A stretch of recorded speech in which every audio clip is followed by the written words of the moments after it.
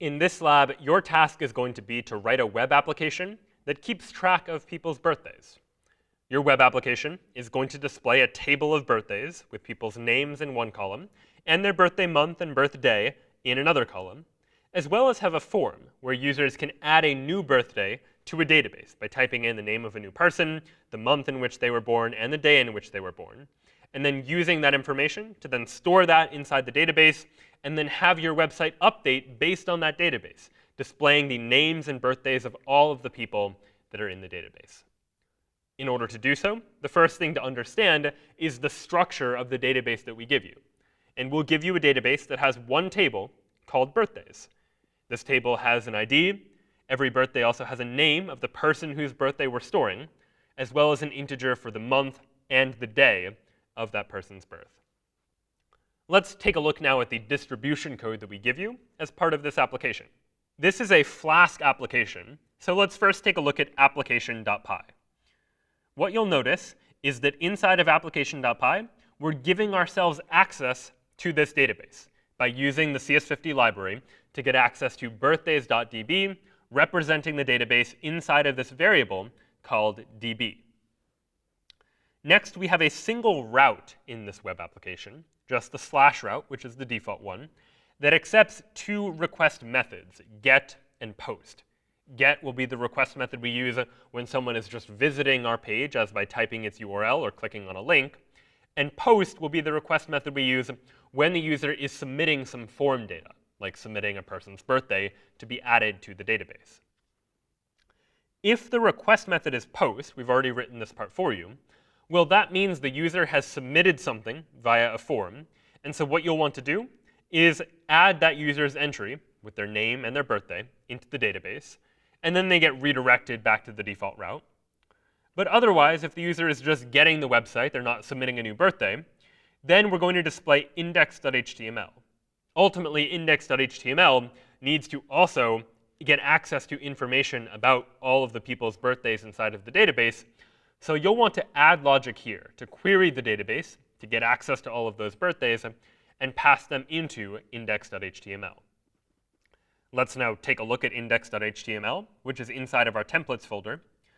You'll notice that here we have a section that says add a birthday, though nothing beneath it just yet. This form is going to be up to you to create.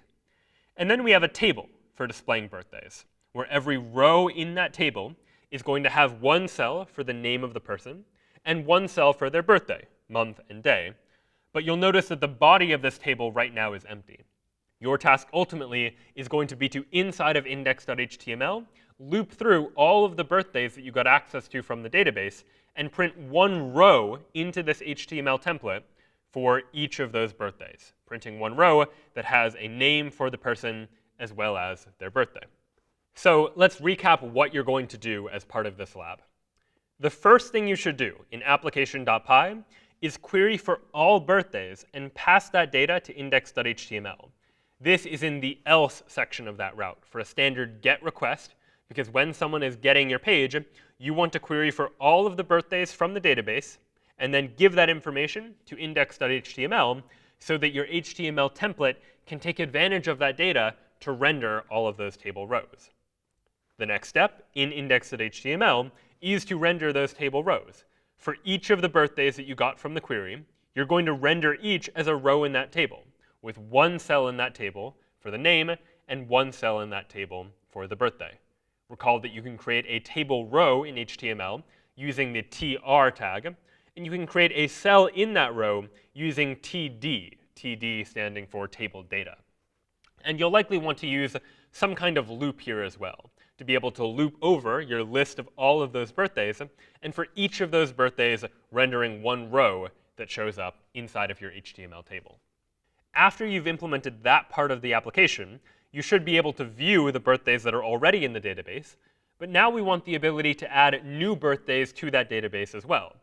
So in index.html, you'll add a form to let users add a new birthday. That form should give users the ability to specify the name of a person, what month they were born in, and what day they were born on, and then click some button that lets them submit that form to add a new birthday to the database. And then finally, in application.py, you'll need to add logic to handle those form submissions. accessing whatever data was submitted via that form, and inserting that new birthday into the database. After you've done that, users should be able to visit your web application, fill out that form by typing in their name, a month, and a day, and have their birthday added to your database of birthdays. And as a result, their name and birthday should appear inside of your HTML table as well. How might you go about doing this? Well, to run SQL queries on your database, you can use db.execute. Recall that db is the name representing that database that we have inside of our Flask application, and execute will let you run a query, like a select or an insert, on that database from your Python program. And recall, too, that if you add question marks into that query, you can use those as placeholders for other values, such that you can substitute in values that came from the user, as via a form submission, for example, as part of the query that you're running.